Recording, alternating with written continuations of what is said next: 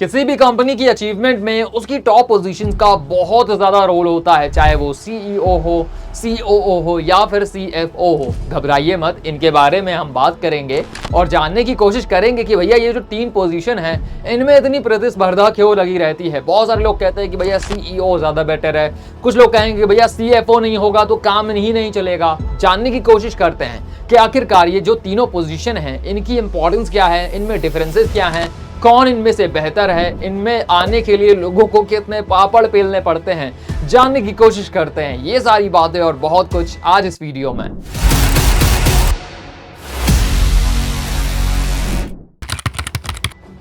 शुरुआत करते हैं फुल फॉर्म से। तो सीईओ का फुल फॉर्म होता है चीफ एग्जीक्यूटिव ऑफिसर। इसके बारे में आपने कई बार वेब सीरीज, फिल्मों में सुना होगा कि भैया ये फलाने इंसान हैं इस कंपनी के सीईओ और इनकी पोजीशन बहुत ज्यादा है। वैसे रियलिटी में भी सीईओ अव्वल दर्जे की पोजीशन मानी जाती है, क्योंकि ये टॉप मोस्ट रैंक है किसी भी ऑफिशियल की एक कंपनी के अंदर। साथ में इनके ऊपर बहुत बड़ा दारोमदार होता है कंपनी का। दूसरे नंबर पे आता है सीओओ यानी कि चीफ ऑपरेटिंग ऑफिसर। इसके बारे में ज्यादा कोई जानता नहीं है, बैकएंड में रहकर ये काम करता है, लेकिन इंपॉर्टेंस बहुत ज्यादा, क्योंकि भैया चीफ ऑपरेटिंग ऑफिसर यानी कि ऑपरेशंस की पूरी जिम्मेदारी इनके हाथों में होती है। डे टू डे एक्टिविटीज में जो भी ऑपरेशनल वर्क हो रहा है इनकी निगरानी में ही होता है, तो इनकी इंपॉर्टेंस भी बहुत ज्यादा है। और तीसरे नंबर पे आता है अपना सीएफओ, जिसके बारे में बहुत सारे लोग सुनते तो हैं लेकिन समझते नहीं हैं।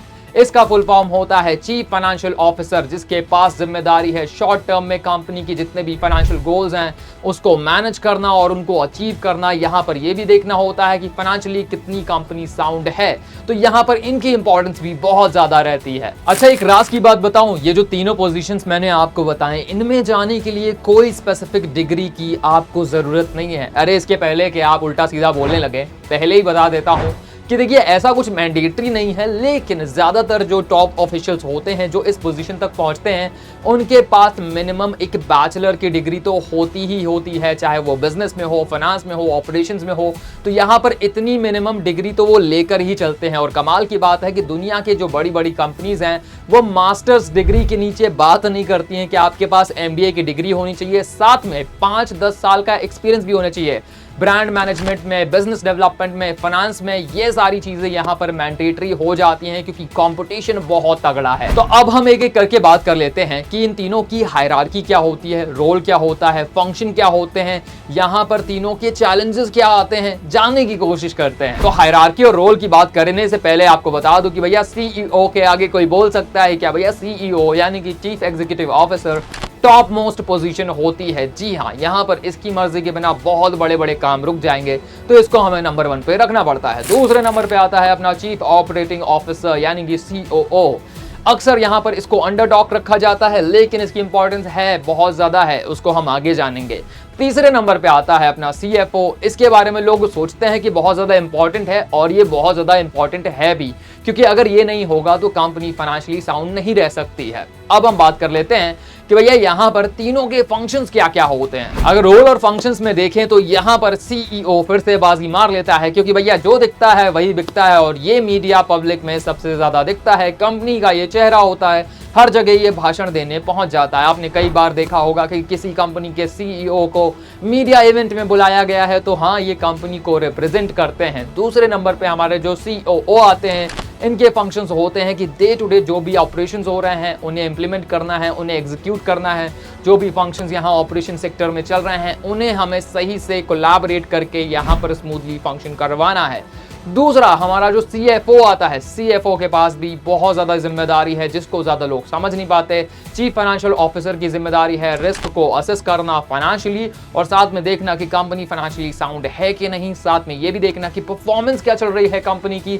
स्टेक होल्डर्स के आगे ये रिपोर्ट भी प्रेजेंट करते हैं। अब बात कर लेते हैं कि तीनों के कल्चर कैसे डिफरेंशिएट करते हैं। ये बड़ा इंटरेस्टिंग है। हमारा जो सीईओ होता है इसके अंदर स्वाभिमान की भावना बहुत ज्यादा होती है, हो भी क्यों ना, कंपनी का ये चेहरा है, दूसरों के सामने दिखाना पड़ता है। और जैसे कि मैंने कहा है कि जो दिखेगा वो बिकेगा, तो भैया यहाँ पर इसका जो काम होता है ज्ञान बांटने का होता है कि आपको जब भी आप डिमोटिवेट हो गई आपको ज्ञान दे देगा कि देखिए हम इस महान परंपरा को आगे लेकर चल रहे हैं, हमारी कंपनी को हमें इन ऊंचाइयों तक लेके जाना है। ये मोटिवेट करते रहता है, गोल सेट करते रहता है, लॉन्ग टर्म विजन्स को यहाँ डिसाइड करता है। और अक्सर ये एक जर्नलिस्ट ही होता है। जर्नलिस्ट वो पत्रकार नहीं, जनरलिस्ट, यानी कि भाई इसको सब चीजों की थोड़ी थोड़ी नॉलेज होता है, किसी एक चीज में इसका स्पेशलाइजेशन ज्यादा नहीं होता है। अब बात कर लेते हैं अपने सीओओ की। सीओओ कहता है भैया तू अपना ज्ञान अपने पास रख, यहाँ पर मुझे पता है कि मेरा काम कैसे होगा वो मैं करवाऊंगा। तो यहाँ पर ये गाइडेंस का काम करता है सीईओ। सीईओ का काम होता है कि भैया इंस्ट्रक्ट करे कि भाई किस तरह से यहाँ पर फंक्शंस करने हैं, ऑपरेशंस कैसे एग्जीक्यूट होते हैं, उनको इंप्लीमेंट कैसे करवाना है।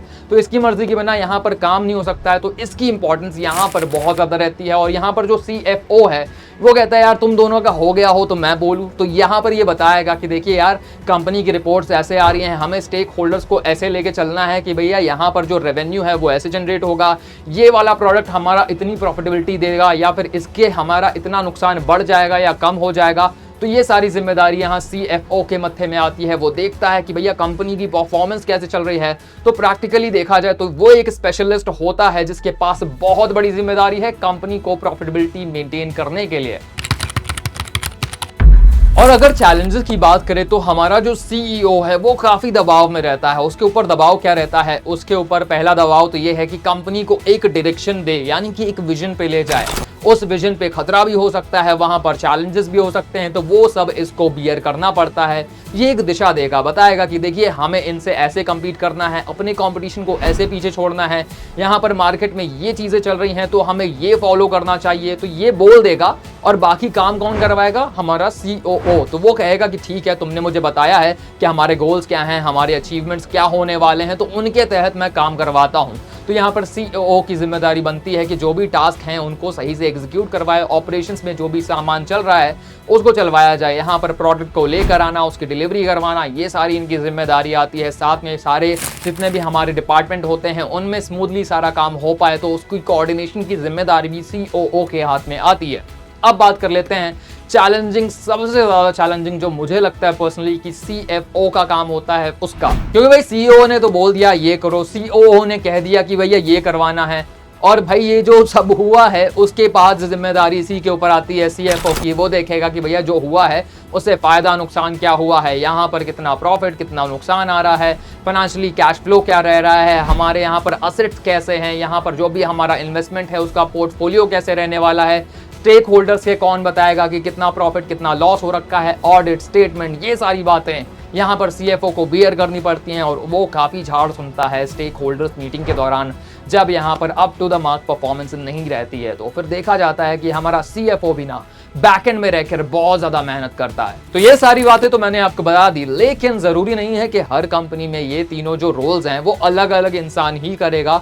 कई बार देखा जाता है कि स्टार्टअप कल्चर शुरू होने के बाद से एक ही कंपनी में एक ही बंदा सीईओ भी है, सीओ भी है, सीएफओ भी है, वही देख रहा है कि सब कैसे हो रहा है। जैसे जैसे काम बढ़ाता है, जैसे जैसे यहाँ पर इन्वेस्टमेंट आता है, जैसे जैसे और लोग जुड़ते जाते हैं, यहाँ पर जो पोजीशंस होती हैं, जो रोल्स होते हैं, फंक्शंस होते हैं, डिवाइड हो जाते हैं। और उसके बाद से एक आदमी के ऊपर से भार कम होता है, वो या तो अपनी मर्जी से सीएफओ सीईओ सीओओ का रोल ले लेता है और उसके बाद से आगे के फंक्शंस एग्जीक्यूट हो पाते हैं। आपको समझ में आया होगा कि किस तरीके से ये जो तीनों ही रोल हैं एक दूसरे के पूरक हैं, यानी कि एक दूसरे को कंप्लीट करते हैं। अगर इनमें से कोई एक भी लड़खड़ा जाता है तो कंपनी सही से फंक्शन नहीं कर सकती है।